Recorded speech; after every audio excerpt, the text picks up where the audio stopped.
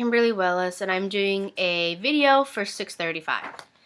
So, my student's name is Sean McDonald. Sean is a 5-year-old male who has autism.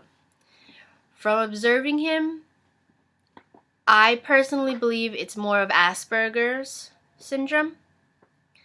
So, I've found to believe this because Sean doesn't talk a lot.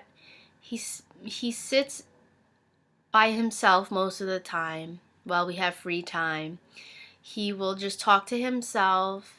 He's a little awkward when we go outside and play because he doesn't play with the other kids in the schoolyard. He likes to be by himself or walk around. So for Sean's lesson plan, I wanted to change it up from my regular lesson plan. So I wanted to put Sean with someone who talks a lot, someone who participates in class, is a student who's not afraid to talk. So by doing this, I want to make sure that Sean will be engaged while he's doing these activities. So I have a couple of IEP goals that I set for Sean.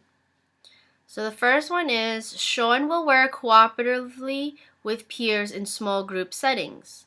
For example, he will need to learn to share his materials with his friends, and his friends will need to learn to share with him. Also, I want him to allow peers to share different thoughts. For example, maybe they can do a problem, any type of problem, and figure out how to solve it. So, for example, if there's only 3 scissors on the table and there's 4 children, obviously they would need to learn how to take turns. But I want them to verbally say it, that they need to take turns. Also, another IEP goal I have is Sean will engage in cooperative social play interactions by allowing others to make changes or to alter the play routines. So for example, if children have been playing together for the beginning of the year with certain children, I want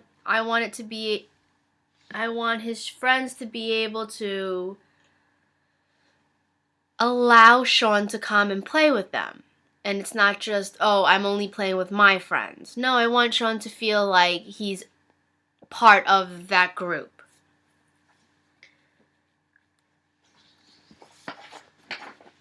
Sean will also ask questions to others regarding topics initiated by himself or by his others and engage in an active conversation. So I want Sean to bring up anything that he likes to talk about. For example, animals. I want him to talk to his friends about what animals he likes, what animals he dislikes. Then I would like Sean to ask his friends, what animals do you like? Why do you like these animals? Engaging topics.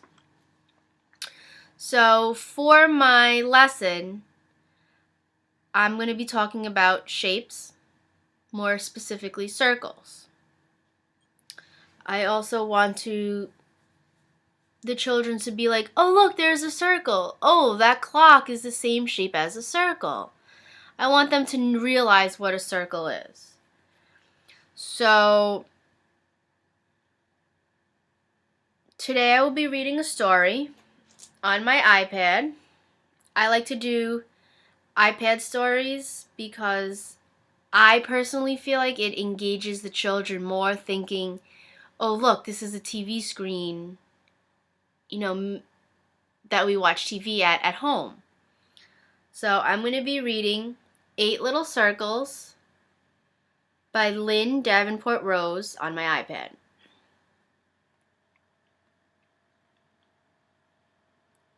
So the first one it's a number, it's sequencing, and it starts from 8 and goes all the way down to 1. So the first one says, 8 little circles jumping on the bed. Which little circle do you think is red? Before you dance a little jig, find the red circle that is big. And then the kids would point to the red circle. I would ask them, is this the red circle? Is this the red circle? Is this the red circle? And then I'd say, there's the red circle. Then we would read the next one. 7 little circles, pretty and round. Which little circle do you think is brown? Before you dance a little jig, find the brown circle that is big. Then again, I would go over the circles, which is which is which. So it goes down from 6 to 5, 4, 3, 2, 1. And then it just counts again. 8 little circles, all for you. 8 little circles, let's review.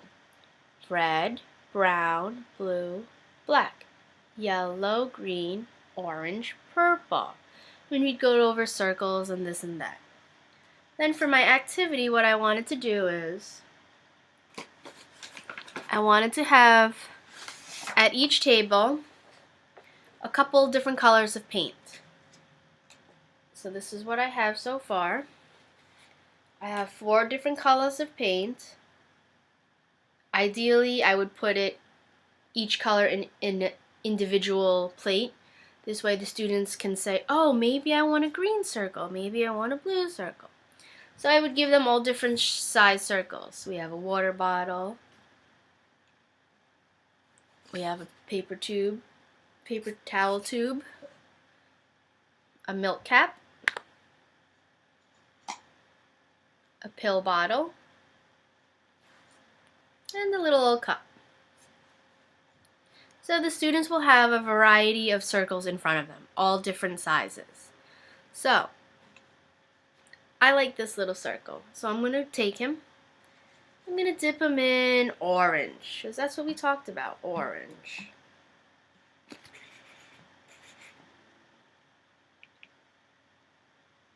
Okay, so I have my little orange. I'm going to put it on this paper, and I'm going to stamp it. I have an orange circle. And then I would be doing this with all different, all of the different circles. I have a green one. Let's do green. Oh, oops. Let's do the green. And I would just stamp it all over. So on and so forth, just to get the idea. Here, let's try the paper towel holder. Let's try black. And then also, as the kids are doing it, I'm going to go around and just reiterating. Oh, what shape is this? Oh, circle. Very good. And then I would also have, bigger circles available for them, so they can help, they can stamp, and they can even use the same colors.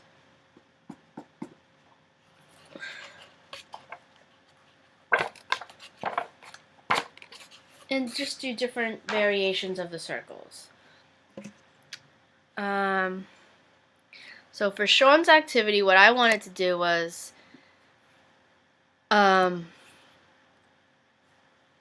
have Sean work with someone who is more familiar with the circles, who is more engaging during lessons, when I teach lessons. So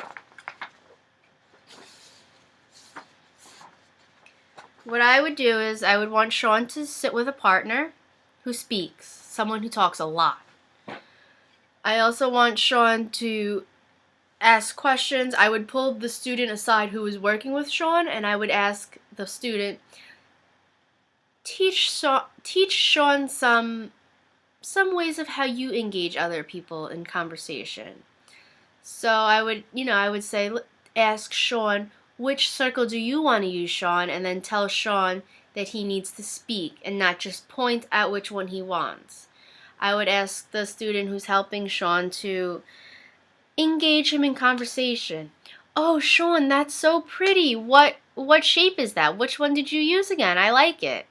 And then ideally Sean would say, I used this circle. I used this shape. I like this one. And then ideally I would like Sean to say why.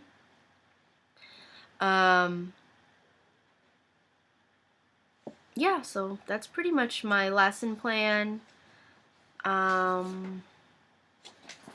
Also, at the end of the lesson, I would call everyone back to the carpet and I would say, okay, everyone, here's Sean's artwork. Can we give him a round of applause because it's so beautiful? And then Sean would maybe feel like, wow, I really did something. This is cool. I'm being recognized for it. As the students were doing this, I'm going to be walking around asking each student what shape it is. Maybe they can point out a circle in the room to me. I also have some follow-up activities for Sean. Number 1, Sean will work with a partner for other activities that will require talking. Maybe even role-playing. For example, maybe we do character voices one day. I also want Sean to have the opportunity to set up a puppet show with his partner. Now, this will be a little more difficult because I want Sean to select his own partner, someone he is comfortable with, and let them have a puppet show together. This way they learn how to share, they learn role-playing, they learn to sit and listen, they learn to watch, and it'll help their attention span. Also, I want to have like a show and tell week where each child brings something that they love from home. They come in, they stand in front of the class, and they talk about it. I would want Sean to do this several times. I would ask his parents if they feel comfortable to bring in multiple items. This way he can go over it throughout the day. I also will give Sean the opportunity to work with everyone in the class. He'll have one different partner for each day.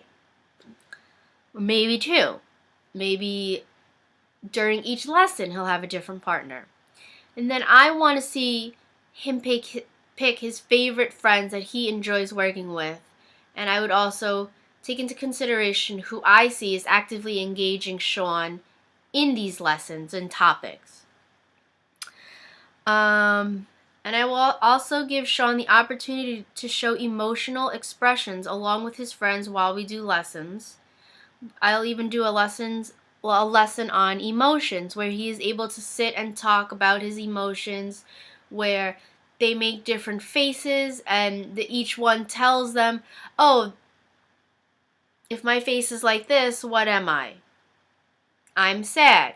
If my face is like this, I'm mad. And I want them to be able to talk to each other saying, oh, Sean is mad today. Oh, Sean is happy today. Oh, Billy's happy. Look, he's smiling. Oh, Veronica is angry because she looks like she's mad. So I want to give Sean the opportunity to talk, to be able to be comfortable while he talks. So that's my lesson plan. Thanks. Thank you.